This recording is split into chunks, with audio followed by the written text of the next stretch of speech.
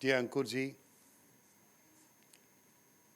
the Vice Chancellor, the Dean of Academics,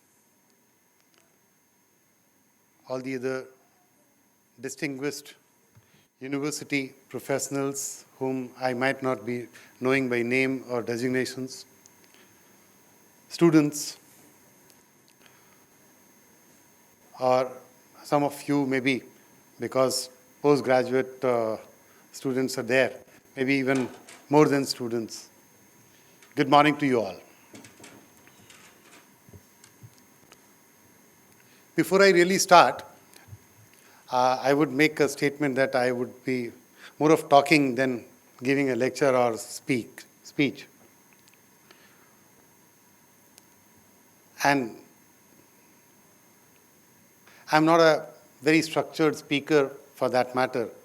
I'm not from academics, so my speaking may be a little here and there. And for that, my apologies.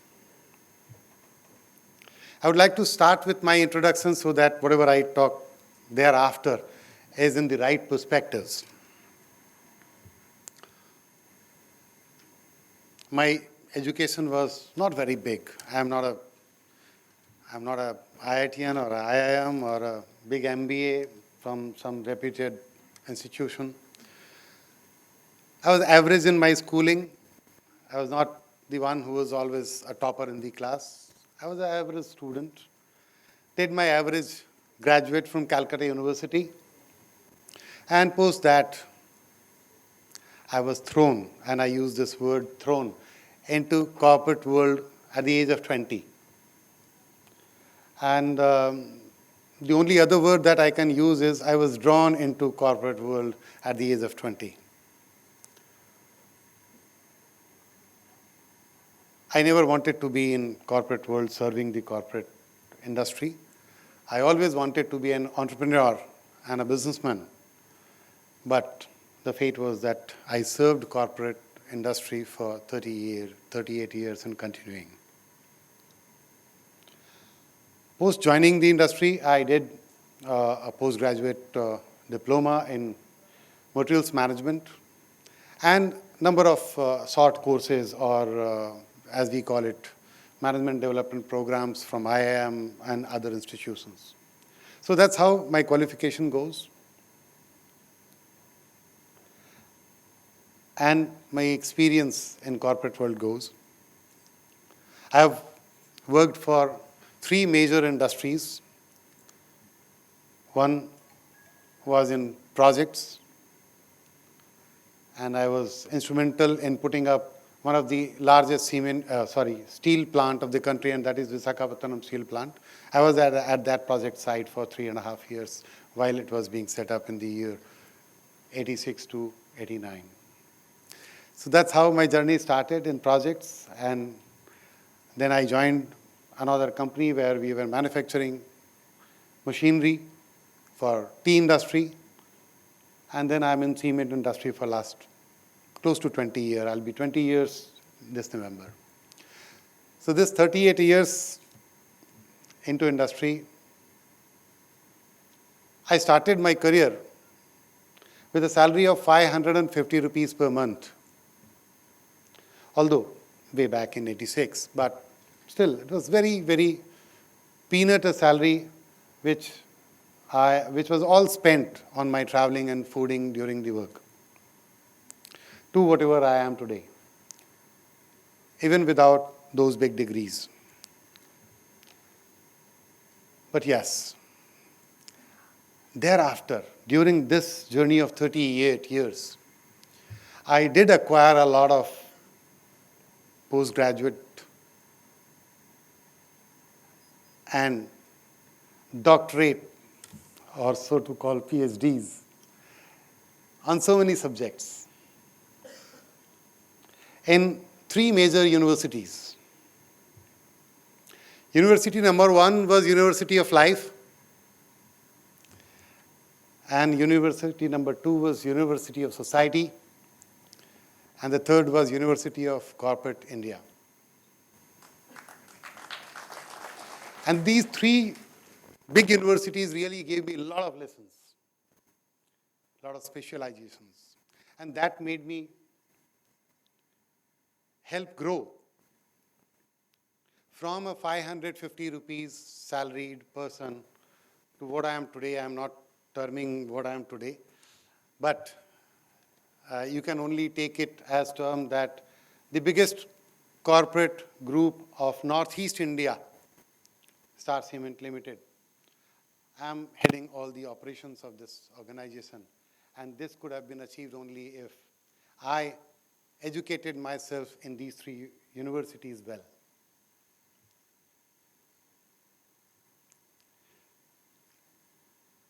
My specialization is on keeping my focus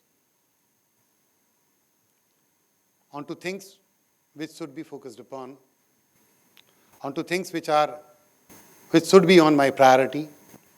My specialization is to gather knowledge which I am not having today for things to be done by me. How to get it? Because I cannot have all the knowledge which I will be needing in 10 years to come. Neither you can have. No one can have all the knowledge that you will be requiring in time to come. What is more important is, whenever you need those knowledges, how do you acquire them? And acquire them fast. And I do specialize on that. Well, I discuss with you, I'll be discussing a few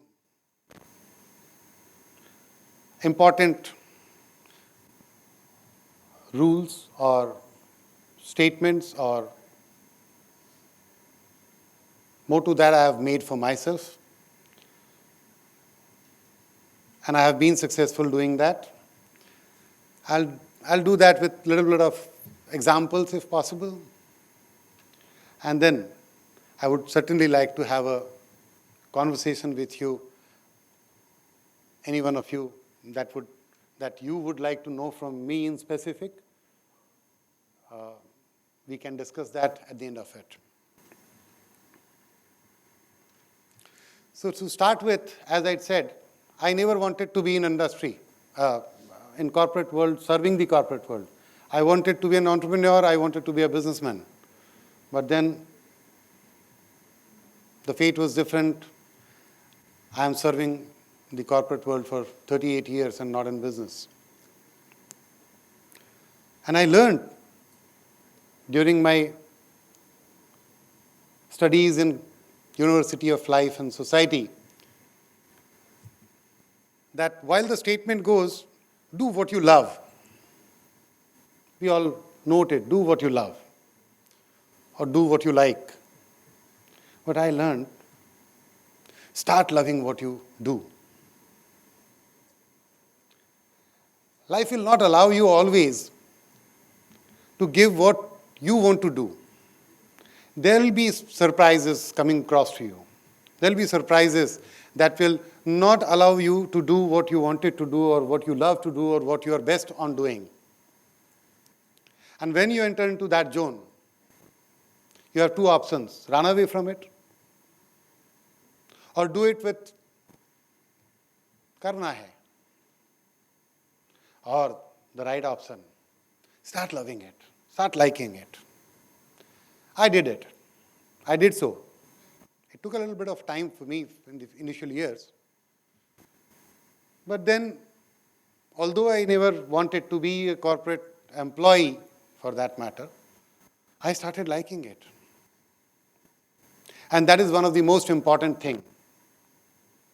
Because if you don't like what you're doing, your results are not going to be as good.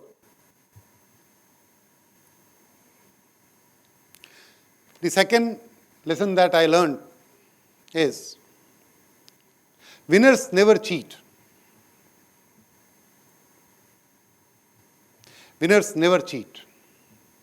You can fool around with people for some time. You can fool around with somebody all the time. But you cannot fool around people all the time. You cannot fool around all the people all the time.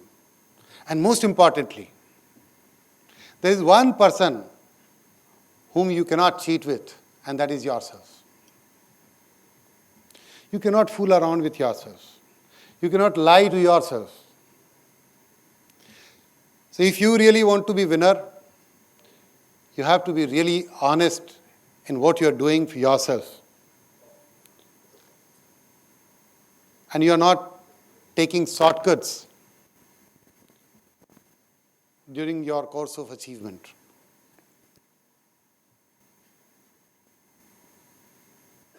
The third thing that I learned is being responsible. Now there is and this is one subject or one topic upon which if I start talking, I might take a long time. But being responsible and being reactive are two states of mind, two states of habits that generally people do have. And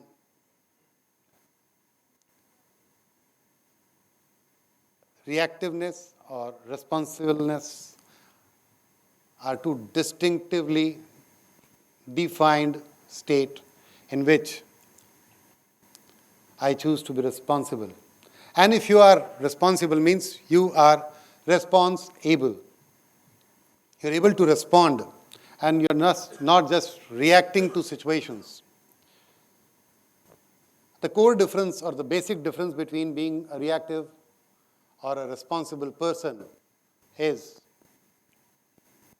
that a reactive person is in hands of situations or other people's behavior.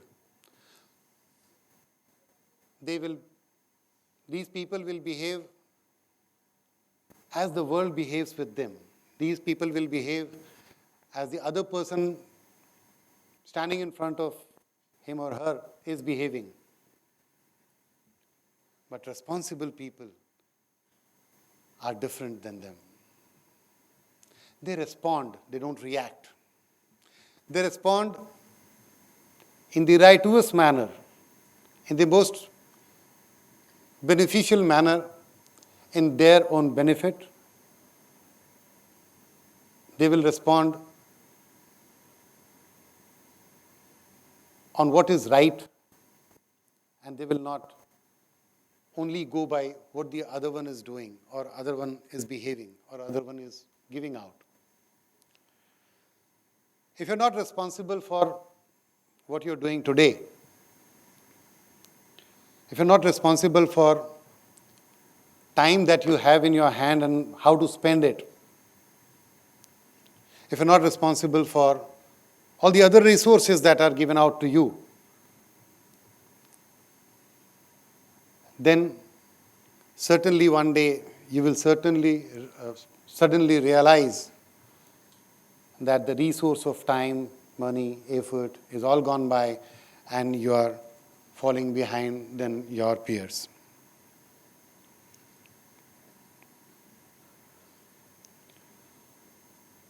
The fourth and important thing that I've learned is, if nothing changes, nothing changes. If you really want to change something, if you really want to do what you are doing in this institution, to achieve to your goals, to get the grades that you want to achieve, or thereafter, in your career, whatever you want to achieve, if you really want to do that, you really need to change. Because whatever you're trying to achieve is a change. Today, you may be a graduate, you want to be a postgraduate. That's a change. So if you want to change your status from a graduate to postgraduate, or from postgraduate to a doctorate, or from an undergraduate to a graduate, wherever it is a change. And if you really want to change, you have to change the way you behave, the way you approach things. You have to change a lot in you and every day.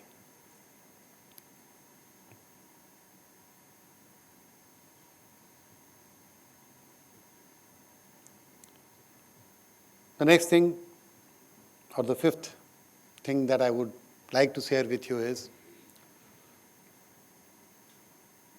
The life always begins, and this is a statement which I keep on my WhatsApp status. And that is, life always begins a step outside your comfort zone. You really need to wake up. If your comfort zone is waking up at 8 a.m., you really need to start waking up at 7. If your comfort zone is waking up at 6, you need to start waking up at 5:30. If your comfort zone is studying a couple of hours, you have to start studying for 2.5 hours. Not that tomorrow you will start for 10 hours a day, but at least a step outside your comfort zone. Keep changing that, because your comfort zone, as it enlarges, the comfort zone will keep increasing. As your comfort zone increases, you are a better person every next morning. But to increase your comfort zone, your zone will not increase for itself. You have to step out and increase your comfort zone. You have to really step out every day. And I'll give you an example. I'm heading the marketing, branding, sales function of this organization, Star Cement Limited, which is considered to be one of the most successful cement brand of East India, which is considered to be one of the most well-placed brand, not only cement, well-placed brand in Northeast India. And I'm not from a marketing experience background. I'm heading this organization's marketing and sales and all the entire gamut of sales and marketing. And this I have taken up only 4 months ago, on 1st of April. After serving 38 years, not doing marketing, suddenly an opportunity comes across and says, you see, Mr. Purohit, if we really need somebody to lead the marketing function, and if you can spare yourself up and you can free yourself up for that. Had I been a conventional thinking person, I would have said, no, I have never done marketing. I don't have any experience on marketing. I have no background of marketing. I know nothing about marketing. And I should have remained in my comfort zone of doing what I was doing, the project management and all other gamut of things, where I am very comfortable, very confident, I do it very well. I know I can beat any situations. I will be winning it and coming back with flying colors. But in marketing, yes, it is not my comfort zone. I took that challenge. And I took that challenge with a lot of interest and a lot of enthusiasm. And this situation really made me a different person. Suddenly I am enjoying my job even more than what I was enjoying earlier. Suddenly I am thrown into a big challenging pool of problems where I have to solve so many things. Obviously, the marketing department or the function of this organization was in some trouble, thus some change was required and I was called for. So there were problems, pool of problems. And I was thrown into that. The situation was, I was ready to step out of my comfort zone. I took the challenge, and I'm really enjoying what I'm doing today.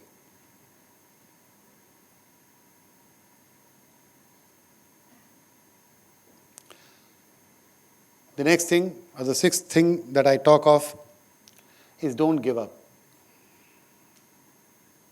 Game isn't over until I win. Until I win, the game is not over. Losing is not an option. I will and I must win. And that is the only option that I have. However long it might take, however difficult it might be, I will only win. And that's my business. I am in the business of winning. And that's the only thing I do. I must win my today's agenda of doing things, my to-do list. I'll win my this week's agenda by achieving whatever I wanted to do during this week. I'll win my 100-day. I do make a lot of agendas and keep myself governed by my own agenda. So I'll win my 100-day agenda, do well on that and feel good about it. Winning is not achieving a particular position or becoming a chief operating officer or becoming another some chief.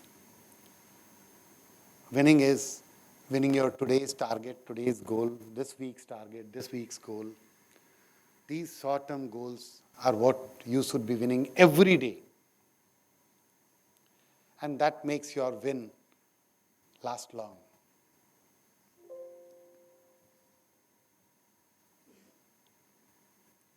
Whatever certificates that you might have earned, and this is my last statement to make on motivational quotes that I have developed. Although I can go on, but as far as the time permits.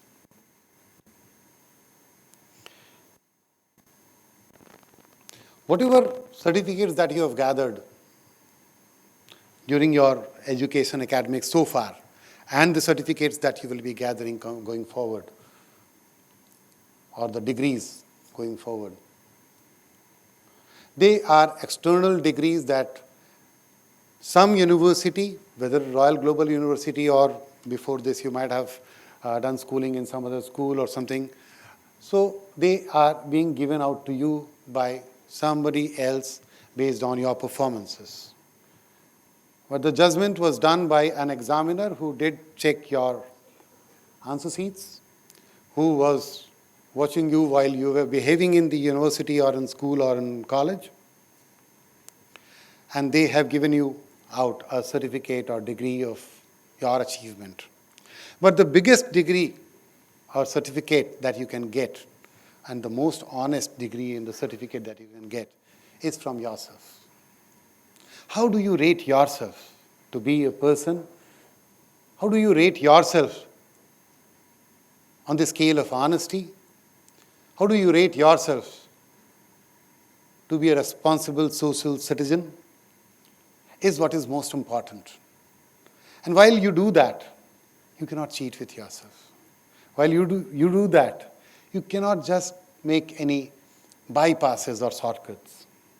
You have to really be honest with yourself. You cannot lie to yourself. So those are the biggest certificates. And don't look for people's approval. Although you are most honest inside yourself, although you are the best in doing what you are doing, but your peers might be not understanding your real efforts and thus maybe giving some comments or reactions. I term it reactions because they are not responses. Reactions that you're not doing this, you're not doing that, or you're not serious, or you're not spending time. Although you know that you're spending time and you're very serious. That should not affect your performances.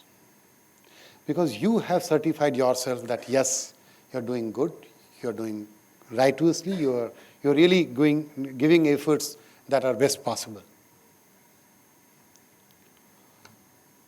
With these two big chapters of whatever I wanted to speak, the third chapter that comes up is, and close to my heart chapter is, industry.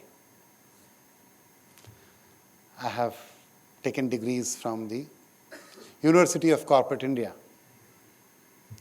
And in this university, I have learnt one thing. Many of you going out of this college, and I have seen most of, aspire for getting a government job or a good corporate job or doing something or the else for a steady monthly income, like what I am doing today.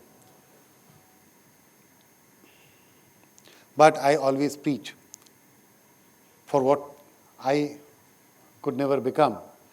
And I aspire to become, even at this age, in time to come. I recommend most of you should aspire to become an entrepreneur. Try not to become a job seeker. Try and become a job giver. I keep speaking on a lot of industry seminars and industry forums at various levels. And there is one statement that I always make is, one big industry governed by corporates like Pradeep Purohit, set up with 1,000 crore rupees investment, can give employment to 1,000 people.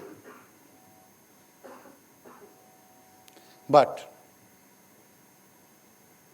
1,000 small entrepreneurs, 1,000 small entrepreneurial efforts taken by 1,000 people sitting like in 1,000 people like you sitting in this hall may give employment to 10,000 people. Even if one person, one entrepreneur gives 10 employment, it is 10,000 with the same investment, same resources. And that is what is the need of the country today. While I could not live my dream, which I was aspiring for during my college time, and I am still in love with that dream, and I'll certainly live that. Maybe a couple of years, 4 years, 5 years, whenever, I would certainly do that. But I made sure that my children are given that dream, and they accepted that dream. And my son, who is a pass out from this school only, he passed his class 12 from Royal Global School, is a successful entrepreneur today. And his wife too, I have only one son, so I have one son and one daughter, that is my daughter-in-law. She too is an entrepreneur. So I preach that most of you should be trying to become an entrepreneur, come to industry.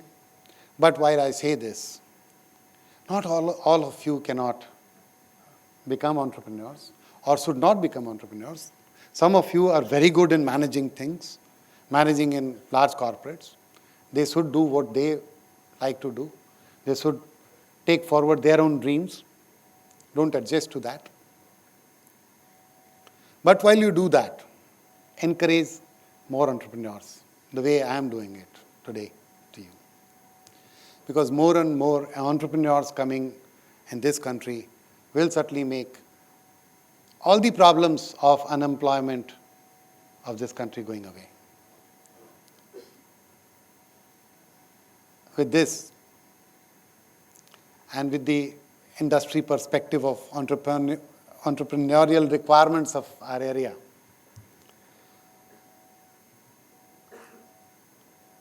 I would like to, in my speaking, and would like to answer to your questions or your thoughts, whichever you want to get it clarified from me. Thank you very much. I'm really sorry if there was any communication which was allowed in this session or not. But if any one of you wanted to know something from me in specific, or on whatever I have spoken so far, or something which is there in your mind and you would like to know from me, being an industry entrepreneur or an industry corporate executive, I'll be really happy to answer to your queries.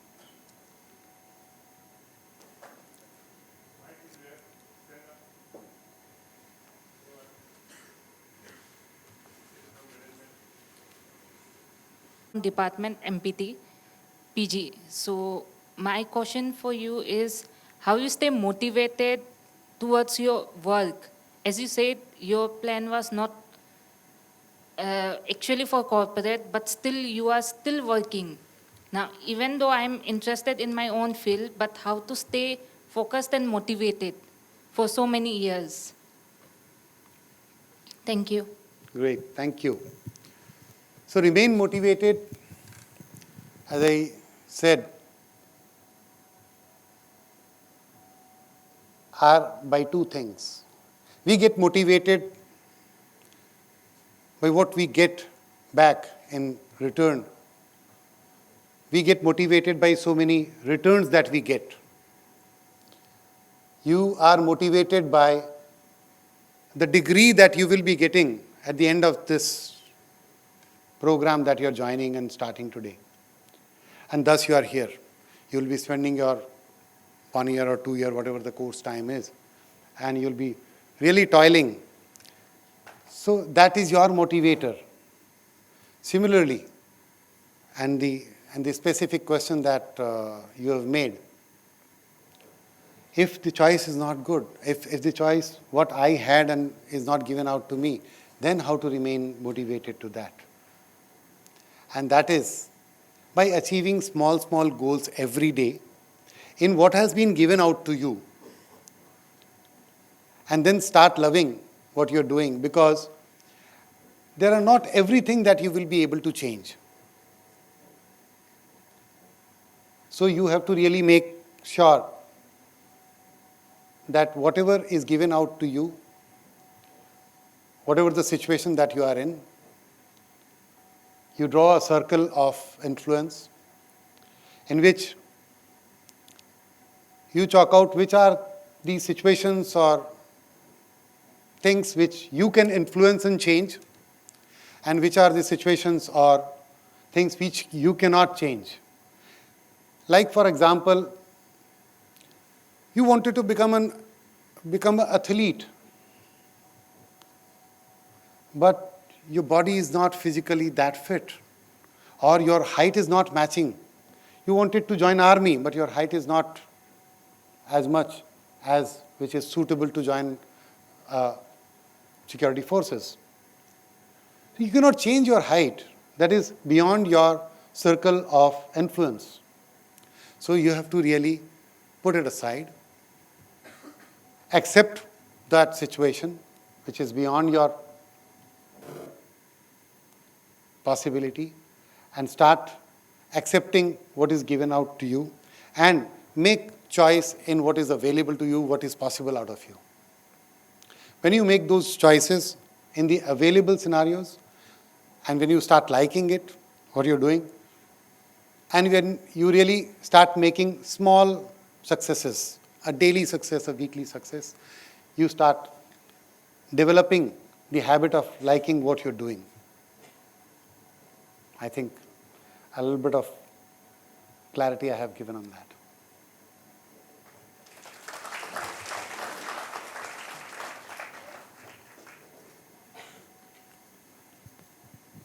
Hello, sir. Sir, my name is Afrida Julfi. I am from third semester BJMC.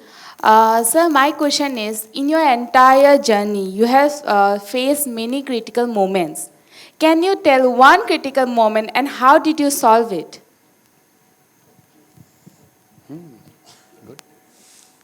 Good question. Good question. Yes, certainly critical situations do come up, and in corporate world, it is very obvious and very regular that you get critical situations that you are in, and you have to solve it. The latest critical situation, as I was briefing you right now, was that I was thrown out into marketing, sales and marketing, which I had never done. I have no experience of doing that. And yet I had to perform and perform well. And then suddenly, the first quarter of this year is a very bad demand quarter. The demands have gone down. Now I have a performance pressure, and the market is not performing well. There is no sale in the market. I am in dilemma. How to save my face?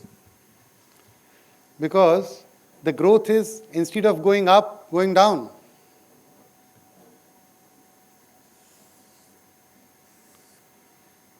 So I changed the path of sowing the growth. I made sure that the market scenarios do not reflect on my efforts. Difficult are the situations, not your efforts. I made sure that the efforts are double in difficult situation. My allocation of resources, majorly the time resource, towards that particular problem that is given out to me or the critical situation that is given out to me is allocated more. I break down that critical situation into many blocks. Out of those blocks, then I choose which are those areas upon which I can really make some changes or influence that, and which are those areas which I cannot do anything. I make my priority list that, okay, these are the things which needs to be done to tackle this critical situation, but the priority list is this, so I must attend to this priority first. And with this step-by-step methodology of attending to a critical situation, I start catching up with the critical situation, I start taking control of the situation, and soon I come out of the situation, and that is what happening with the example that I gave you of marketing. During this 4 months' time, when the sale is going down or may not be improving, we have grown by only maybe 2 percentage points during this first quarter, but our market share has grown by 9%. So that is what makes you handle the critical situation, break down the problem situation into multiple blocks, work upon the areas where you can really make changes, prioritize them, attend to the priority.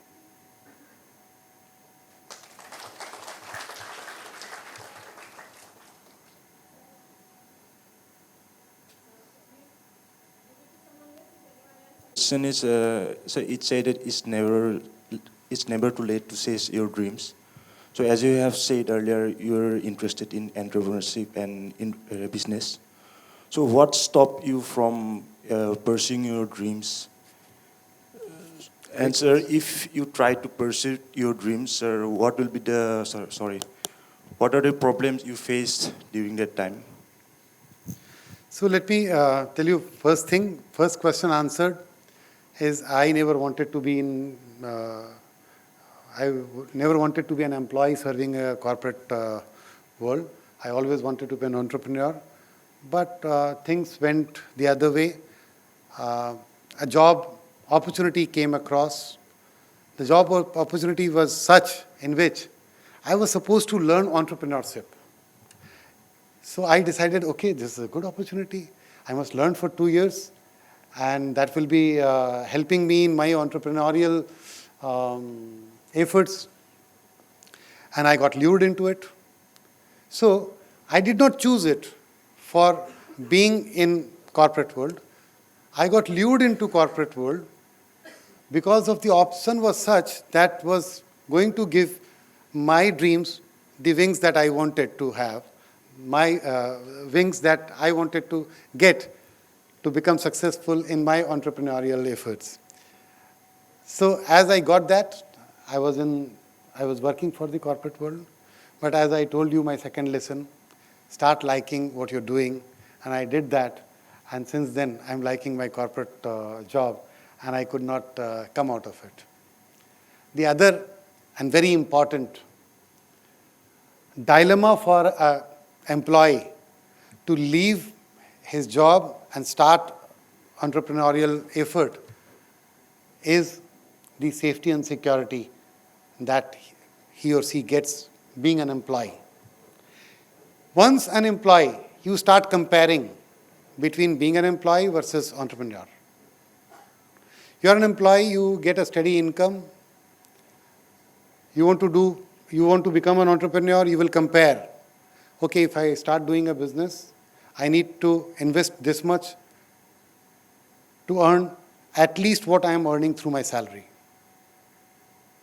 If you're an employee, you will never have, very few will have this kind of resources in their banks or lockers to come out and start doing that business which is giving more returns than the salary. Although the salary keeps increasing and your requirement of getting into entrepreneurial effort also starts increasing. And you are in that loop. It is very difficult to come out of that loop. So I have been in that loop, but somehow I could come out of that loop through my son's entrepreneurial efforts. And certainly that is a dream which I would certainly like to live as I give my corporate shoes off and start working on my entrepreneurial efforts going forward in time to come.